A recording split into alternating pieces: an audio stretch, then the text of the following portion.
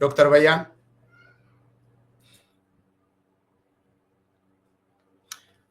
Unmute of God. Unmute godheera ni dhaga'ama. Okay. Andakka Dr. waa'ee eebbaa kana godheen beeku garuu diduus hin barbaadu yeroo gubuun nurra hin jiru.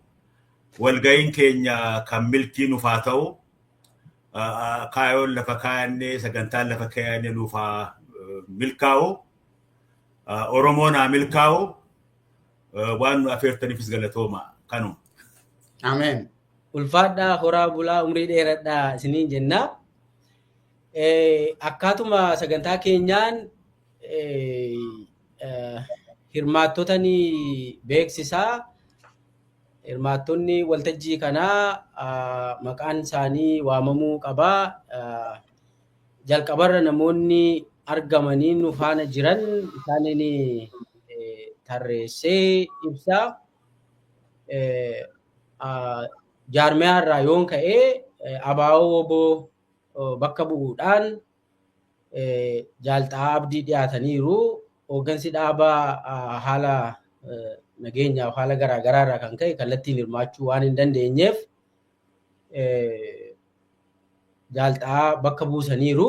Ulfaadhaa galatoomaa isaaniin jennaa. Gama biraanis Profeesar Mahammad Hassan hayyuu buleeyyii keessaa nu gidduutti argamu. Profeesar Asaffaa Jaalataa hayyuu buleeyyii keessaa nu keessatti argamu, nu waliin argamu. Dr. Tsaggaayee Araarsaa nu waliin argamu. Profeesar Mahammad Abbaa Jabal Xaahiroo akkasumas Profeesar Isqeel Gabbisaa nu faana nu waliin argamu.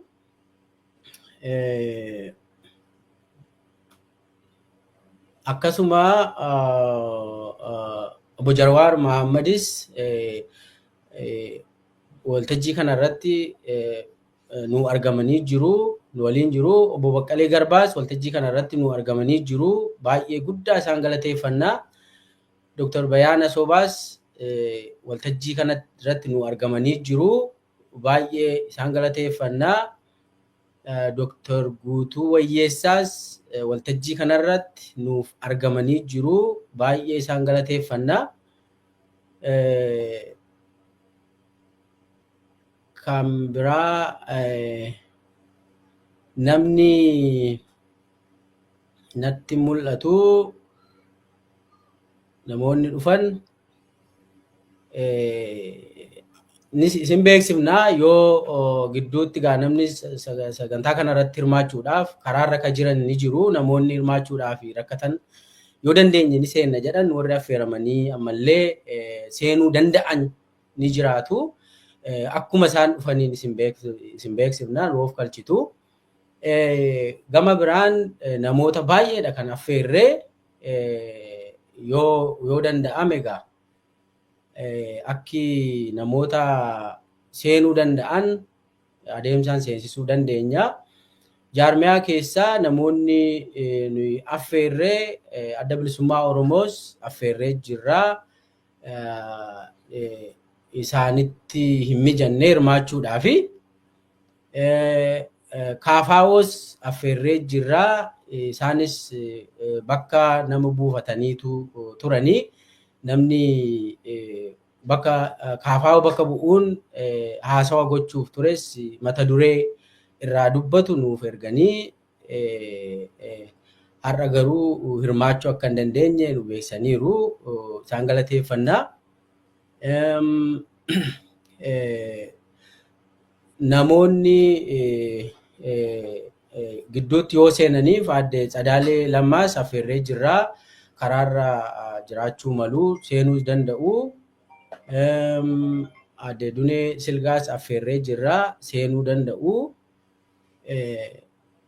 Kanaafuu namoonni namoota baay'ee affeerre jechuudhumaa fi iftoomina uumuudhaafi warri argamtanis warri isinii argamuuf warri hin mijoofneef illee hundi keessanuu ulfaadhaa galatoomaa isiniin jennaa. Dhimmi isaa dhimma uummataa waan ta'eef haala garaagaraa keessa waan jirruu fi kan nu mijate argamnee jirra waan ta'eef waltajjicha itti fufna jechuun barbaada. Ani kanumaan erganii haasawa koo beeksisuu xumuradhee gara haasawa simannaa fi kaayyoo waltajjii beeksisuutti isin ceesifna. Haasawa sana hafteeti ittaana gara keettan deebisaa booda nan deebi'a. Ayyee Dr. Milkeessaa Miidhagaa hirmaattota sagantaa kanaa fi daawwattoota keenyaatiin galateeffachuun barbaada. Hayyootni Oromoo fi hooggantoonni siyaasaa akkasumas bakka bu'aa ABO WBO waamicha Horna Conversation kabajuun waltajjii kanarratti waan argamtaniif galatoomaa isiniin jechuu barbaanna. Qabsoon biyyoolessaa Oromoo hawwii biyya ofii irratti kabajamuun mirga abbaa biyyummaa gonfachuuf gaggeeffamaa ture. Sochii waldaa Maccaa fi Tuulamaarraa eegalee walakkaa jaarraa tokko ol lakkoofsisee jira. Barri itti ijoolleen Oromoo muraasni wal dammaqsuudhaan adeemsa keessa gara qabsoo ijaaramaatti ce'an kun yeroo itti eenyummaan saba Oromoo lafarraa baduuf ture akka ta'e ni beekama. Bu'aa bayii bara dheeraa booda qabsoon kun eenyummaa saba Oromoo baraaruu irra darbee bu'aan inni buuse keessaa muraasni tokko dammaqinni siyaasaa xinnoo ture garmalee bal'isee guddiseera. 2 qabsoon Oromiyaa cunqursaa jalaa baasuun deebisanii ijaaruu sabootaa qaroo Oromootiin eegalee akkaataa Oromoon hawwetti ta'uu baatus lafarratti daangaan Oromiyaa sararamee fi mootummaanis hundeeffameera.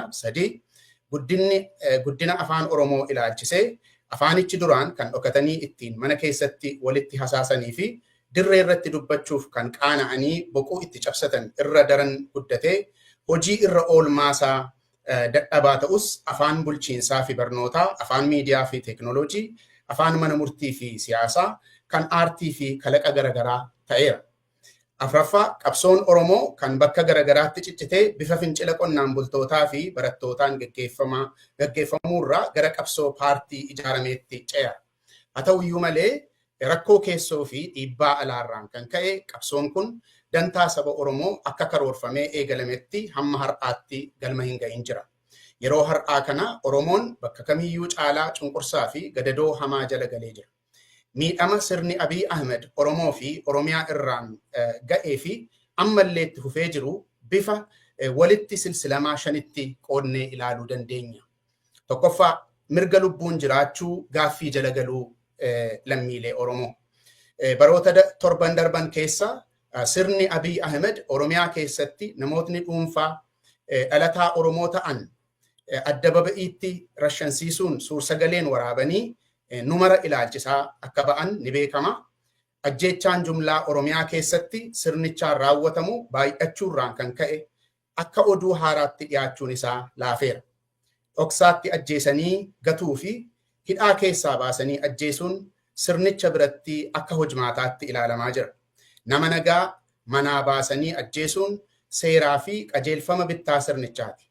Abboota gadaa dabalatee hooggantoota aadaa fi siyaasa Oromoo dhuunfaa fi jumlaan ajjeesuun xumura dhabeera. Buqqa'iinsi uummataa marsaa hedduudhaan Oromiyaa keessatti raawwatameera, raawwatamaas jira. Buqqa'iinsi uummataa kun daangaa akka hin qabnes argamaa jira. Oromiyaa keessatti namni nagaan bahee hin galu. Qeen Oromoo dhiiga uffateera. Ni shororkaa'a. Dhiittaan mirga dhala namaa Oromiyaa keessatti raawwatamu biyyattii keessatti hiriyaa hin qabu. Yakki Oromoo irratti waggoottan 7 darban kana raawwatame ulaagaalee yakka waraanaa, yakka farra namoomaa fi yakka shororkeessummaa mootummaa akka guutu qorannoon jaarmiyaalee garagaraan dhiyaate ni mirkaneessa. Kanarraan kan ka'e ilmaan Oromoo kumaatamaan qawwee kaasanii waraana bilisummaa Oromootti dabalamuun gaaraa fi gammoojjii keessaa qabsaa'aa jiru. 2ffaa Pirojektii tokkummaa saba Oromoo miidhuu. Sirni Abiy Ahmed bu'uura aangoo isaa kan godhate keessaa tokko tokkummaa Oromoo diiguuf tarkaanfilee garaagaraa fudhachuudha. Tokkummaa Oromoo dhiigaa fi lafee abbootii fi harmeewwaniin ijaarame Abiy Ahmed akka diina sirna isaatti lakkaa'uun Oromoo gandaa fi amantiin qooduun hojmaata godhateera. Sirnichi saba Oromoo gandaa fi amantaan qoqqooduu pirojektii godhatee humna namaa fi bajata ramadee baroota 7 darban keessa hojjechuudhaan siyaasa irra darbee ummaticha dadhabsiisuudhaan bu'aa buufataa jira. Haa ta'u malee uummanni Oromoo diddaa sirna kana irratti gaggeessaa jira. Tokkummaa isaa irrattis cichaa jira, qawweedhaanis falmachaa jira. Sadaffaa miidhama diinagdee Oromoo fi Oromiyaa irra ga'aa jiru. Miidhama diinagdee sirni kun uume irraan kan ka'e hiyyeessi Oromoo tasuma waan nyaatee bulu dhabuun waan namni hundi beeku waan ta'eef kana gadi fageenyaan tarreessee yeroo keessan hin fudhadhu. Oromoonni galii giddu galeessaa qabu jedhaman hedduun hiyyoomaniiru. Dureessonni Oromoo hedduun qabeenyi isaanii miidhamee danqaa keessa galanii jiru. Walumaa galatti diinagdeen Oromoo fi Oromiyaa haala suukanneessaadhaan miidhamaa jira. Afraffaa aadaan namoomaa Oromoon qabu miidhamaa jiraachuusaa. Miidhama sirni Abiy Ahmed akka sabaatti Oromoo irraan ga'e keessaa kan namni hundi arge isaan ani armaan olitti isin yaadachiise. Kanneen ta'anis miidhamni baay'een keenya xiyyeeffannaan hin ilaalle jira. Innis baay'ina miidhama garagaraarraan kan ka'e barsiifatnii fi aadaan Oromoo namoomaa jiruu fi jireenya fardiif akka gaggeeffamaatti tajaajilan miidhamaa jiraachuu isaaniiti. Aadaa Oromoo keessatti biqiltuun ulfina qaba. Seera malee hin muramu. Lubbuun namaa ulfina guddaa qaba. Nama rakkate gargaaruun waliif na'uun aadaa Oromoo keessatti bakka guddaa qaba. Sirna ajjeechaa fi saamichaa, sirna malaammaltummaa fi sobaa Abiy Ahmed Oromiyaa keessatti diriirserraan kan ka'e aadaa fi barsiifatni Oromoo sona jireenyaa fardii ta'an marti utuu hin beekamin moggaatti dhiibamaa jiru. Biqilaaf hafnaan duuti namaallee akka waan nama hin ajaa'ibneetti baratamaa jira. Mootummaadha jedhamee kan bakka qabatee jiru soba, malaammaltummaa fi miidhaa namarraan ga'uun hojii ulfinaa fi beekumsaa taasifamee irra deddeebiin agarsiifamuurraan kan ka'e aadaan Oromoon qabu daran dhiibamee moggeeffamaa jira. Haqnii fi namoomni bakka akka hin qabne taasisuudhaan sonawwan Oromoon akka namaatti ittiin jiraatu bakka dhabsiifamaa jira. Shanaffaa pirojektii sabni Oromoo akka jibbamu gochuuf hojjetamaa jiru. Sirni Abiy Ahmed Oromoo lafarraa fixaa, qe'ee Oromoo gubaa, qabeenya Oromoo saamaa Oromiyaa keessaa fi alatti immoo dippiloomaatota birattis mootummaa Oromoo jedhee of waama. Maqaa kana dhahatee saboota cunqurfamoo Oromoo waliin seenaa wal fakkaataa qaban irratti duula. Saboota kanneen saama. Haala kanaan uummata Oromoo jibbisiisuuf garmalee dhama'aa jira. Miidhama Oromoo irra jiru kan hunda keenya beeknu waan ta'eef kanumaan yoon asuma irratti gabaabsee ni tola. Yeroon amma keessa jirru yeroo murteessaadha. Yeroo itti hayyoonnii fi jaarmiyaaleen siyaasaa Oromoo wal hubannoodhaan tokkummaa fi tumsa tolfachuu sirna nama nyaataa kana buqqisuun sirna uummatni barbaadu diriirsuudhaan kallattii Oromoon ittiin mirga abbaa biyyummaasaa dhuunfatu akeeknu irra ga'ameera. Kaayyoon waltajjii marii kanaas hayyootaa fi jaarmiyoota siyaasaa Oromoo gidduutti wal hubannoo fi tumsi akka jabaatu, kaayyoon isaas sirna Oromoo miidhaa jiruu fi ofiis bututee jiguuf deemu kanatti xumura gochuun uummata keenya tokkummaasaa itichuuf yaada akeekuu fi kallattii agarsiisu akkasumas dantaasaa kabachiisuun gara nagaa fi tasgabbii waaraatti geessuuf karaa akeekuudha. Walumaa galatti hawwii biyyoolessaa Oromoo ilaalcha keessa galchuudhaan tooftaa yeroo gabaabaa fi tarsiimoo yeroo dheeraa irratti wal mari'atanii karaa milkaa'ina qabsoo Oromoo saaquu fi daandii milkaa'ina sabichaa akeekuudha. Haaluma kanaan hirmaattota affeerraa keenya fudhattanii har'a yaada keessan dhiyeessuuf asitti argamtaniif maqaa qabsoo biyyoolessaa Oromootiin isin galateeffachaa gara haasaa tokkoon bakka bu'oota jaarmiyaaleetii fi hayyootaa fi hooggantoota siyaasaa Oromootti isin dabarsinaa. Galatoomaa. Ittaanaa baay'ee galatoomii. Amma kallattumaan gara haasawaa hayyootaa fi hooggantoota jaarmiyaalee siyaasaatti ceenaa. Bu'uuruma kanaan kan jalqaba dubbii nuuf taasisan Jaalxaa Abdii Abaaboo Woboo bakka bu'uudhaan kan nu gidduutti argaman isaaniin gara waltajjiitti affeera. Waltajjiin amma kan jaalxaati. Jaalxaa dubbachuu dandeessu. Jalqaba warri waltajjii tana qopheessitanii galatoomaan jira. Maquma kiyyaa fi maqaa jaarmaatiinis akka duraan wal hubannetti yaaduma gabaabaan dhiheessuu barbaada. Qabxiin irratti dubbadhu qabsaa'ota Oromoo irraa maaltu barbaachisa, amma qabsoo akkamiitu barbaachisa yaada ji'uun qabadhee qabsoo akkamii adeemsifneeti qabsaa'ota biraati wajjin immoo warra Oromoon ta'anii wajjis qabsoo akkamiitu barbaachisa, akkamiin sirna nama nyaatu kana ofirraa balleessinaadha waan jiru. Ka jalqabaa qabsoon ABO'n karaa hidhannoo haa falmu malee qabsoon karaa hundumaati qixxee deemuu qabdi. Karaa dippiloomaasii, karaa aadaa, karaa miidiyaa akka isinuutti jirtan kana karaa hundumaa sirrooftee itti fufuu qabdi. Keessattuu warri karaa nagaa hojjetu, karaa nagaatti hojjenna jedhan qabsoo hidhannoo duukaa akka injifannoon dhihaatu taasisuuf cimuu qaban, warri karaa nagaa hojjetus qooda guddaa qaban jechuuf. Akkasumatti maqaa qabatanii taa'uu miti jaarmaa ofii qaceelchu dura. Jaarmayni yoo ifi sirna qabaate akeeka qabu galiin gahaa hooggansi teamwork dhugaa tolfatee sagantaadhaan hojii uummataa duukaa bu'uutu irra jira. Dhugumaa warri karaa nagaa hojjetu riiskii gurguddaa keessa jiran. Diina harka akka nama jiruuti. Akkasuma hojii garuu eega seeraan hojjechuun hayyamame cimanii hojjechuutu irraa barbaachisaa.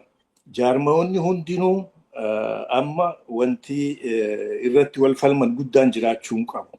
Maaliif yoo jenne qabsoon hanga har'aa deemaa turte injifannoo gurguddoo argamsiifte keessaa injifannoo bara 1991 ta'ammas heera amma jiru mirkanoofte karaa polotikaa garaagarummaan guddoon hin jirtu jechuuf jaarmayoonni heeruma jiru saganteeffatanii akka common platform qabatanii yoo deeman guyyaan injifannoo dhihaachuu akka danda'u beekanii hojii isaanii immoo sirnaan hojjechuutu irraa eegama.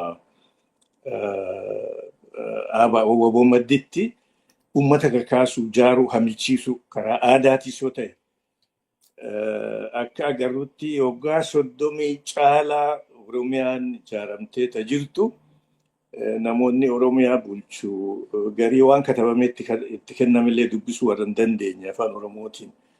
Kun egaa karaa hedduun qabsoon akka babal'achuu qabdu. Injifannuma argamtetti dhimma bahuun illee waa tokko. Uummanni kaka'uu qaba. Qabsoo hidhannoo qofa eeguu miti. Karaa hariiroo uummatoota biraatii wajji jirtus muuxannoo dheertutu jira. Warri karaa nagaa hojjetus. ABO keessatti gaafa ABO'n karaa politikaatis karaa hidhannootis falmaa ture irratti qabsoo uummatoota biraatii wajji muuxannoo dheertutu jira. Waan diiteelii keessa deemuun barbaachifne jalqabarraa gaafa ABO'n dhalaterraa qabaniiti ka odeeffannoo wal jijjiiruurraa qabee hanga walii wajji loluutti waliin hojjetamaa ture. Isaanii wajjis amma karaa polotikaa rakkoon jirti natti hin fakkaattu. Maaliif injifannoon 1991 mirkanoofte heera amma jiruun gadhaabatte ummatoonni garaagaraa if bulchee akka itti waliin jiraatan mootummaa walii wajjittis akka itti qooda fudhatanii ka lafa kaa'ee kun egaa mirga hiree murannaa guutuu ummatoota garaagaraatiif waan akeekuuf kaayyoo kanarratti walii wajji hojjechuu salphaa ta'uu qaba. Hariiroo teenya haaromsinee yoo jaarmoota fakkaatu kan sirna dimookiraasiitti amananii wajjin hojjenne injifannoon akka dhihaatu taasisuu dandeenya. Injifannoon dhugumaa hawwiin hin dhuftu hojii cimtuu barbaaddi. Hojiin sun amma ka hojjetamuu qabdu. Hegereen amma ka hojjetamuu qabdu. Kana dura waan ta'erraa barachuu qabna. Amma jijjiirama bara 2018 ta'e jala gahuuf waan ture yaadachuu qabna. Jaarmoonni Oromoo warri maqaa qabsoo bilisummaa Oromootiin sossoohu waan keessa dabran yaadatanii sanirraa baruu irra jira. Wanti gaafas argame gariin naman gammachiisu. Jijjiiramaatu as deema jedhanii ni mul'ata ture jijjiiramni akka dhufu ni beeka namni hedduun.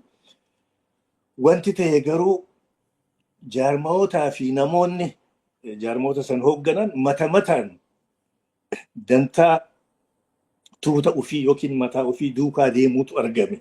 Isarraa baruu feesisa. Hegereen har'a hojjetamuu qabdi. Ammarraa daandii haqaa irratti, daandii dhugaa, daandii bilisummaa irratti waliigaluu barbaachisa. Hoogganoonni jiran warri ABO waboo murate daandii wareegamtoonni shinniggaa irra turan irratti kaayyoof cichuu, kaayyoof du'uu, waliifis du'uu, waliinis du'uudha. Ka dadhabe akka ta'u ta'a beekamaadha. Warri gara biraatis akkasuma muratanii daandii san irratti walitti suutuu barbaachisa. Qabsaa'onni hundinuu ta duraa jaarmaa ifii qajeelchuudha. Tiimwork ka dhugaa gadhaabuudha. Dogoggora dabrirraa barree hegeree maal akka fakkaatu ammarraa karaa qabsiisaa deemuu barbaachisa. Walii wajji hojjechuun sagantaa walii wajji warra kaayyoo fakkaataa qabu wajji hojjechuutis ammarraa itti deemuu qabna. Kuni waan yeroo kennanii fi miti gabaabatti. So jaarmoonni matatti hojii isaanii dirqama isaanii beekanii cimu walii wajjin hojjechuu wal hubachuu jaarmootaa fi sochii kaayyoo fakkaataa qabu wajjin hojjechuu dogoggora dabrirraa barree ammarraa common platform ka jennu kana ka Oromootis ka warra akeeka fakkaataa qaba wajjin ammarraa irratti hojjechuu barbaachisa. Hawwiin wanni argamu hin jiru. Kanaafif qopheessuu qabnaan ja'a kanumaan raawwadha dhaamsa kiyyaadha. Jaaltaa baay'ee ulfaadhaa sa'aatii jiru baay'ee nu hambiftanii ulfaadhaa kabajamaa isiniin jenna. Kanatti aansee Profeesar Mahammad Hassan dubbii nu gootanii amma waltajjiin kan keessan Profeesar Mahammad Hassan. Dr. Milkeessaa hedduu galatoome siifi Dr. Ittaanaa waan kana qopheessuu keessaniif hedduu galatooma akkuma duraan dubbatame. An gama kiyyaan hedduun gammada isin cufa as keessatti arku yaada adda addaa yoo qabaannillee namni wal kabajee yaada dhagahee beekaa jiran barnoota irraa arkanna wahallee irraa tanaa jecha kabajaa wanta nagaggeessuun hedduu waan nurraa eeggamu hedduu galatoomaan ja'a.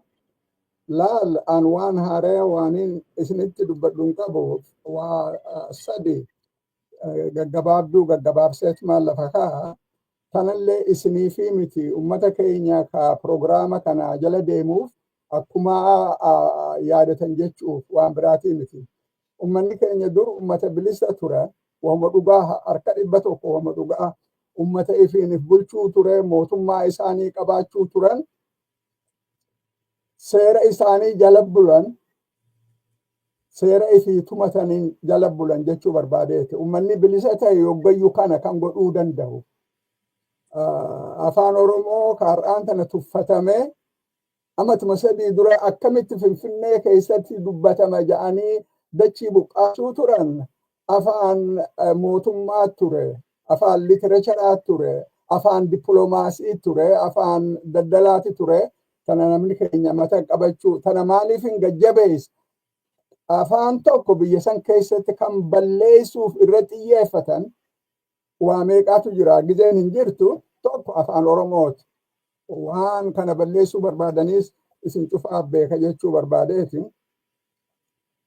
Uummanni keenya uummata cabe akka Profeesar Tashaalee Xibabuu jedhutti jaarmansi Itoophiyaa cabinsa humna Oromoo gubbarratti jaabar uuma harka 100 dhugaa.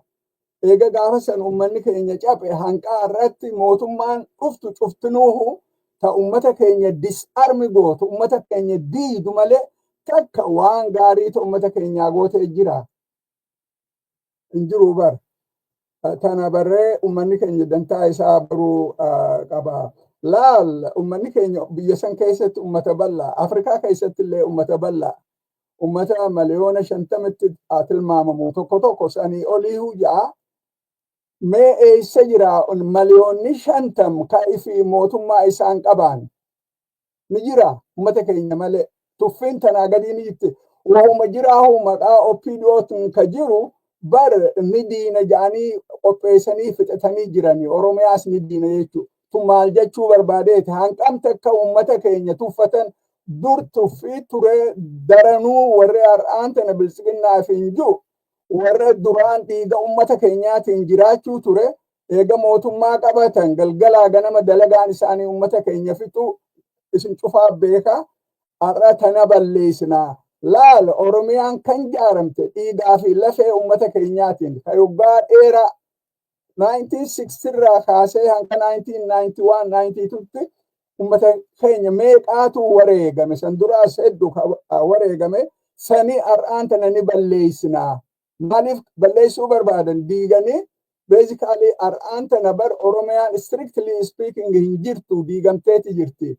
Tana bira dabranii kilastaratti ummata biyya addaan facaafnaa jedhaniimi kilastara eenyu ka baase yaada Birhaanuu Naggaati. Basically isin cufaa beeka jedheetiin abdii godha. Uummanni bal'aan kun dila kana tuffatamuun honest to God qaaniin akkanaan jirtu. Maaliif tuffatamnu humna waan hin qabneef. Uummanni tokko yoo humna qabaachuu baate addunyaa irratti gatii takka illee hin qabdu waa takka illee godhuu hin danda'u. Dachiin Oromiyaa dachii qabeenya qabdu eenyu kan faayidaa irraa argatu uummata keenya. Tanaa jecha tana mata qabatanii akkamitti uummata keenya karaa humnatti jijjiiruu dandeenya sanirratti yoo focus goone gaarii jechuu barbaadeeti. Uummata dila kana bal'aa kan mootummaan qabne nama qaanessa. Sambira dabra uummanni tokko yoo if kabajuu baate afaan isaa kabajuu baate aadaa isaa kabajuu baate namummaa isaa kabajuu baate bar ifiin if balleessa namni if tuffatu xiqqaa guddaa si tuffata yoo ati if tuffatu eenyu ka aadaa teenya namummaa keenya afaan keenya akka afaan biratti dagaaguun qabu yoo nuti dirree baafnee lallabnee dubbachuu baanne eenyutu dubbata. Tanaa jecha tana irratti yaaduu nu barbaachisa jechuu barbaadeeti gizee isinirraan fudhadhu.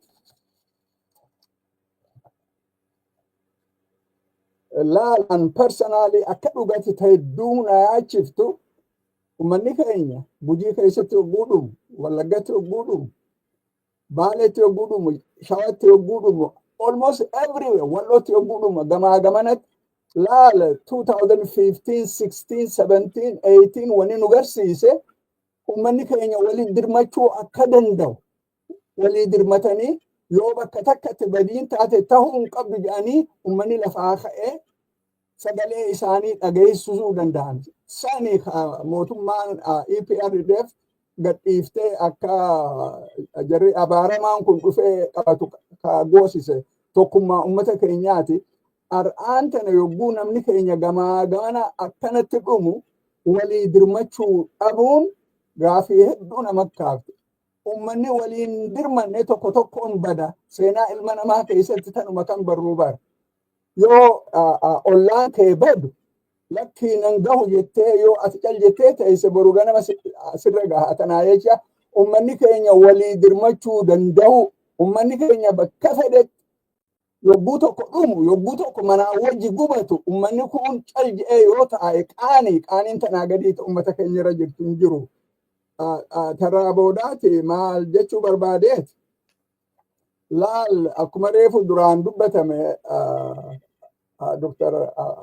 Ittaanaan jedhe har'aan tana oolaan Oromiyaa keessa hanqa dandahanitti ala jiran waan dur qabaachuun turre har'aan tana gamana jiran an akka laalcha kiyyatti yaada kiyyaa beeka oolaan qabeenya ummata keenyaati wanni isaan wareegamaniif waa takka illee hin jirtu beelaan qaxxaamaa dheebu'uun madaawaa du'aa ummanni Oromoo hiree ifiin murteeffachuu qabaata jetturraa takaati garte dhugumatti waan nama boonsaati tanaa jecha karaa dandeenyu keessaa biyya keessatti ummanni keenya oolaa maddii akka dhaabbatu waan dirree bahaa jiru tanaaf isaan akkatti ajjeesaa jiranii bara afaanii baasee Faqaaduu Tasammaa yoo ilmi waboo keessa jiraate haadhaa fi abbaan hidhamu san bira dabree ajjeefamuu qaban jedhaniiti diskas godhanii uummata irra bobba'aniimi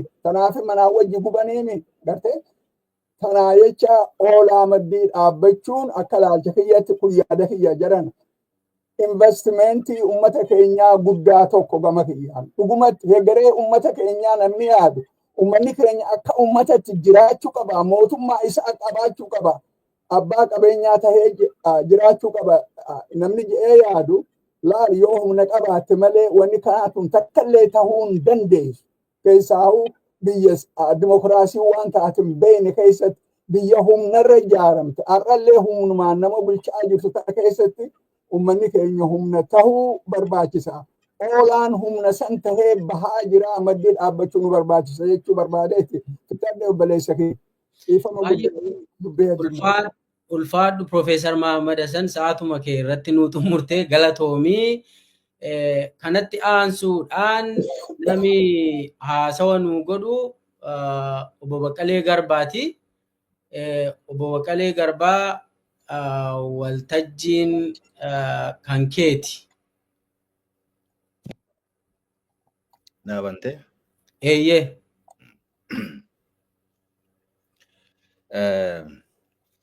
Duraan dursee namoonni waltajjii kana qopheessitan galatoomaa jechuun barbaada. Guyyaan kun guyyaa seena qabeessa jedheetiin amanaa. Guyyaan kun bu'aa bayii facaatii miidhama abdii kutannaa fi barnoota guddaa booda deebi'ee kan argamedha. Abbootiin keenya qabsoo bara dheeraa gaggeessaniin saba keenya tokkeessanii daangaa keenya sararanii afaan keenya dandamachiisanii aadaa keenya kunuunsanii sabboonummaa nutti horanii imaanaa nutti dabarsanii jiru. Qabsoon yeroo adda addaatti gaggeeffame gulantaadhaan bu'aa argamsiisee as ga'ee jira. Jijjiirama bara 1991 hordofee dhufeen guutumaan guutuutti abbaan biyyummaa keenya mirkanaawee hooggantoota ofii filanneen buluu yoo dadhabne iyyuu daangaa seeraan beekame keessatti afaan keenyaan barachuu fi fayyadamuu irra geenye turre. Gaaffileen saba keenyaa kanneen hafan deebii ni argatu jennee osoo eegnu cunqursaan daranuu hammaatee qabsoo bifa haarawaan gaggeeffameen sirnichi kufuu danda'ee jira. Haa ta'u malee murni aangootti ol ba'ee ammas gaaffii saba keenyaa fi saboota cunqurfamoo biroof deebii ni kenna jedhamee osoo eegamu sirna federaalawaa sabdaneessa heera mootummaan raggaasifame diigee gara sirna qeenxeetti jijjiiruu eegale. Haaluma kanaan hojiirra yoo ooluu baatan iyyuu mirgoonni heera keessatti tumaman ifatti dhaawataan diigamanii waanuma eenyummaa keenya agarsiisu tokkollee hanga dhabnurra geenye. Walumaa galatti abdiin bara 2018 ture fashalee sirni dimokiraasii fi walqixxummaa ijaaramuun hafee siyaasni burjaaja'ee nageenyi boora'ee dinagdeen kufee Oromiyaan dirree lolaa fi dirree beelaa taatee jirti. Waggoottan darban torban gochaalee hamoon sirnoota kamillee keessatti ta'anii hin beeknetu uummata keenya irratti raawwate. Qabeenyaa isaa saamuu fi saamsisuu irra darbee bakka ajjeechaan gara jabinaa irratti shaakalamu ta'e. Mormarraa muranii mukarratti fannisanii itti sirban. Haadhaa fi abbaa biratti rasaasaan addatti tumanii ajjeesan. Fayyaatti gogaa irraa baasan. Fayyaatti biyyee itti deebisanii awwaalan. Ajjeesanii reefka harreetti fe'anii gabaa naannessanii itti sirban. Waggoota kana keessa waan ijaan arguu fi gurraan dhaga'uu hin malle baay'ee keessummeessinee as geenye. Har'a kanasitti wal geenyeef miidhaan nurra ga'e walitti himnee boonyee wal boosisuutiif miti. Waan darbirraa barannee gara fuulduraatti socho'uutiif malee.